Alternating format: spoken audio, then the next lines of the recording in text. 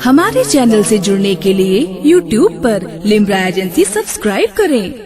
कि थाम लो अल्लाह की रस्सी को मिलजुल कर और याद करो अल्लाह की उस नेमत को जिसने तुम सबको आपस में भाई बनाया।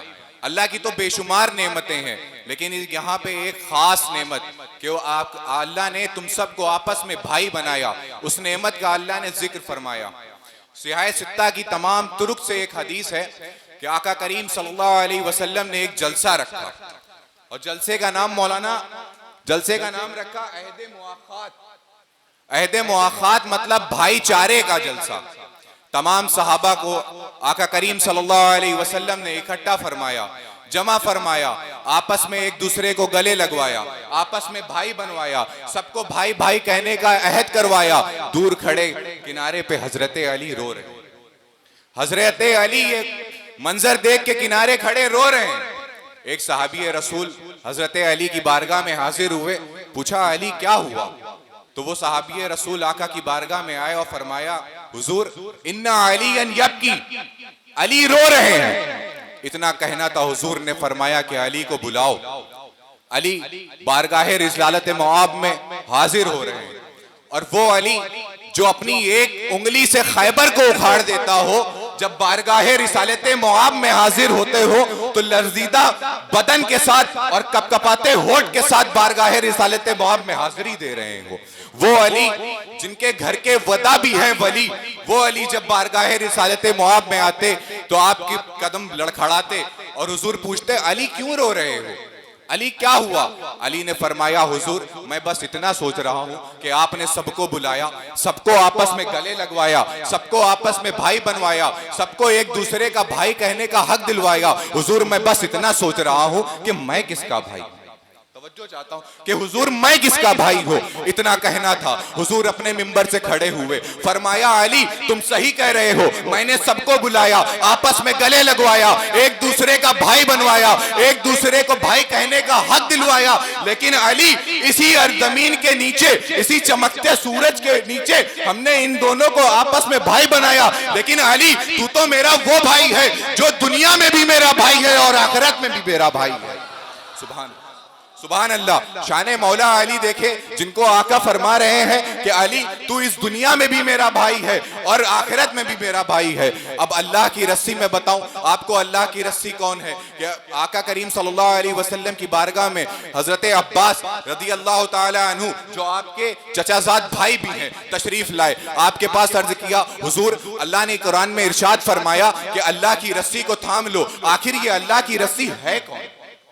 आखिर ये अल्लाह की रस्सी है कौन? हुजूर ने फरमाया, अल्लाह की रस्सी अब्बास कोई और नहीं मैं हूं। अल्लाह की रस्सी कोई और नहीं मैं हूं। इन्नी हबलुल्लाही हबलुम ममदूदुम मिनल अर्दी इलस समा। अगर अल्लाह की रस्सी देखना हो तो मैं हूं जो जमीन से आसमान तक खिंची हुई।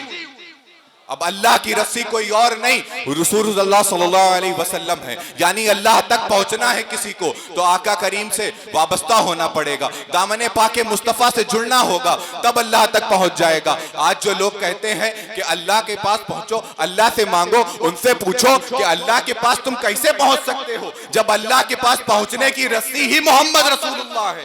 ये एक बात और मैं आपको बताऊं कि इमाम जाफर सादिक, नाम तो सुना ही होगा, सबने सुना है इमाम जाफर सादिक। आपका नाम सादिक नहीं, आपका नाम मोहम्मद जाफर है।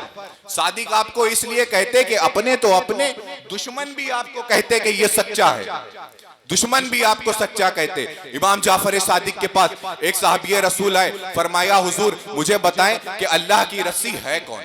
कि आका ने तो फरमाया हजरत अब्बास से कि अल्लाह की रस्सी मैं हूं। आज के जमाने में अल्लाह की रस्सी कौन है? इतना कहना था। इमाम जाफर सादिक ने फरमाया, इसका जवाब मैं तुमको कल अपने नाना जान के मिंबर से दूंगा।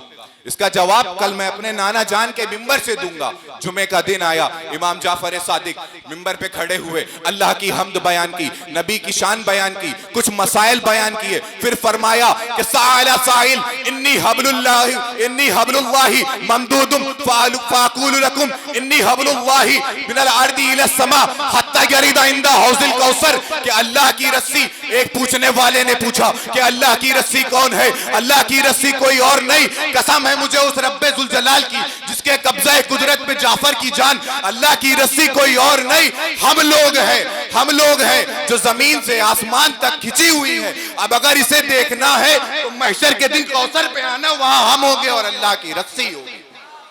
अब कौसर पे आना तो वहां पे हम होंगे, अल्लाह की रस्सी होगी। यानी इमाम जाफर सादिक फरमा रहे हैं कि हजरत अली का दामन थामे रहो, अल्लाह की रस्सी है। हजरत हसन का दामन थामे रहो, अल्लाह की रस्सी है। हुसैन शहीद करबला का दामन थामे रहो, अल्लाह की रस्सी है। इमाम ज़ैनुल आबिदीन का दामन थामे रहो, अल्लाह की रस्सी है। इमाम हसन अस्करी का दामन थामे रहो, अल्लाह की रस्सी है। अरे कादरियों घबराते क्यों हो?